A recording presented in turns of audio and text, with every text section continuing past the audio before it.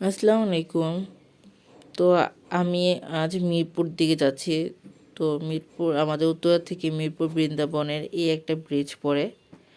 তো সেটাই পার হয়ে ওই পাশে যাচ্ছি, মানে আমাদের এই পাশে ওই পাশে উত্তরা আর ওই পাশে মিরপুর। এই যে আমার মেয়ে আমার ছেলেরা সব পার হচ্ছে। তো যারা যারা দিদি চিনেন তারা জানেনি এটা এটা কতটুকু ফেমাস। এটা ডিওএসএস যায় আর কি, মিরপুরের ওই যে দেখা যাচ্ছে বাউন্ডারিটা ডিওএসএস এর। তো সেটা শেয়ার করলাম। আর আমি যাচ্ছি আমার খালার বাসায়, সেটাই আপনাদের সাথে শেয়ার করলাম যে কী কী করবো ওখানে, যে আমার সাথেই থাকবেন। তো আমরা এখান থেকে যে আমার খালার ছাদে উঠলাম। তো ওনার এক পাশে রুম আর এক পাশে পটা খোলা, যেখানে উনি মানে একটু মুরগি পালে, গাছ টাছ এই গাছ আছে ওনার। ওনার এগুলোর খুব শখ, পাখি মুরগি পালার। তো সেটাই আপনাদের সাথে শেয়ার করতেছি যে কি কি আছে দেখতেছিল। আর বাচ্চারা তো এগুলো দেখলে খুবই খুশি হয়, তো তারা ঘুরে ঘুরে দেখতেছিল। আর এমন খোলামেলা জায়গা ঢাকা শহরে আসলে কমই দেখা যায়। আর বাচ্চা বাচ্চা মানুষ করার জন্য একটু খোলামেলা জায়গা খুবই ভালো। এই যে কতগুলো কোয়েল পাখি, ওনারা ডিমও নাকি পারে। তারপরে এইগুলো দেখে আমরা একটু নাস্তা নাস্তা করলাম, করে একটু বাইরে হাঁটতে গেলাম আমি আমার ভাই।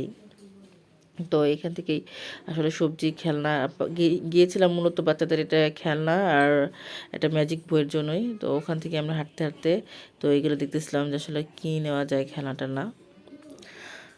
তো এখানে কতগুলো ভ্যান ছিল, সেই ভ্যানগুলোই দেখতেছিলাম খেলনাগুলো।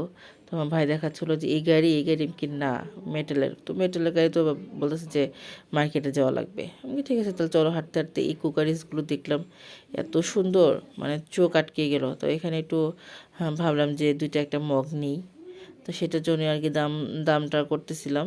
তো দামে বলতেছিল না, আমার কাছে মনে হচ্ছিল যে উত্তরা আর মিরপুরের ভিতরে কোনো তফাৎ ছিল না তখন। তো যে আমার ভাই কাপ দেখতেছিল, আমি বললাম যে তোমার কাপটা পছন্দ হয়েছে, ভালো। পরে দেখলাম যে মাথায় একটু ভাঙা।